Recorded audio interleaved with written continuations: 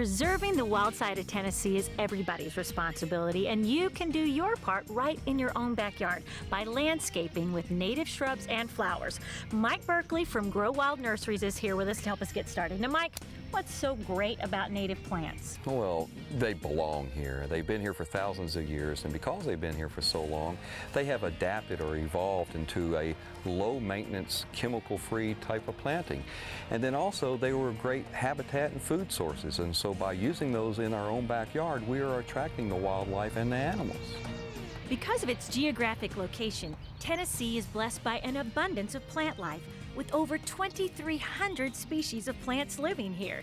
Today, more and more people are discovering what Tennessee has to offer. Our ancestors brought in some nasty plants, and we just didn't look in our own backyard and out in the woods here in Tennessee and realized that there are some beautiful things here. Now, Mike, you said this is one of your favorite kind of Tennessee native plants. Tell us about it. Well, this is the black chokeberry. It's Aronia melancarpa, and the black chokeberry is very high in vitamin C, which is great for the migratory birds. I probably use this shrub more for food source and habitat than any other native plant that I use. It has a fall color that is bright red, and it has blooms in the spring that are very fragrant. So it's an all-around great landscape shrub, plus food for the birds. We all love azaleas, but we know that they mainly bloom in the spring, but here we are in June, and look at here. Yeah, native azaleas are different. You know, we're used to the azaleas, the evergreen azaleas, which are exotic, and they're from Asia, and you know, and they've done well here in the United States, but these have been here for thousands of years. And what's really nice about the native azaleas is that they'll start blooming in April, and many of the species will bloom right on into August, and so you got some summer blooming. Many of them are very fragrant, so you want to plant those somewhere close to your living area and maybe around a patio so you can appreciate the fragrance. Hummingbirds go crazy over these blooms. Using a wide variety of plants is another key to attracting wildlife. By having this biodiversity, by planting so many different native plants out, you get also biodiversity in the fauna, in the birds and the butterflies too. Now you can go and choose some wimpy imports, say like the Bradford pear, or you can use this versatile, hardy, native serviceberry tree.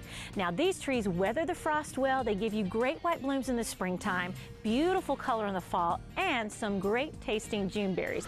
If you want to attract more wildlife to your yard, a great tool is landscaping. The same thing that we need, the wildlife needs, and the two big major points is habitat and food.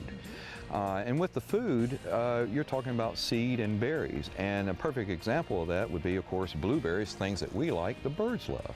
And then behind me here, serviceberries. And the serviceberries producing the red berries in June really attracts the birds.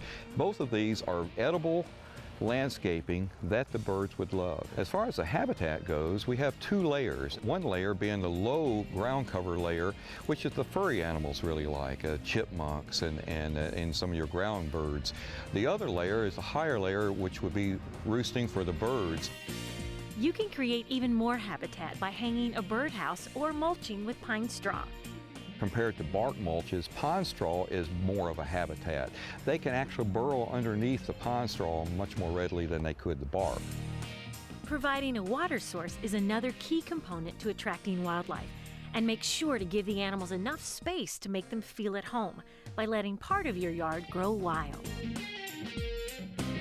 Whenever you see the opportunity to leave an area natural, leave that area natural for cover in places where rabbits can go. Don't forget the butterflies, bees, and hummingbirds.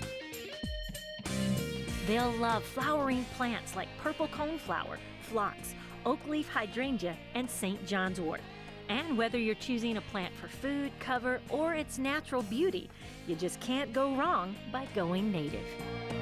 With the native plants, it takes less management. It takes less energy because, you know, they naturally occur here, and so they're going to do well. These plants have been here for so long, they can endure our soils and our climate, the up and down roller coaster of our winters and our summers, the heat of our summers. Well, these plants have been here longer than we have. So let's go back to the beginning and use those native plants that have been here for thousands of years that are very user-friendly.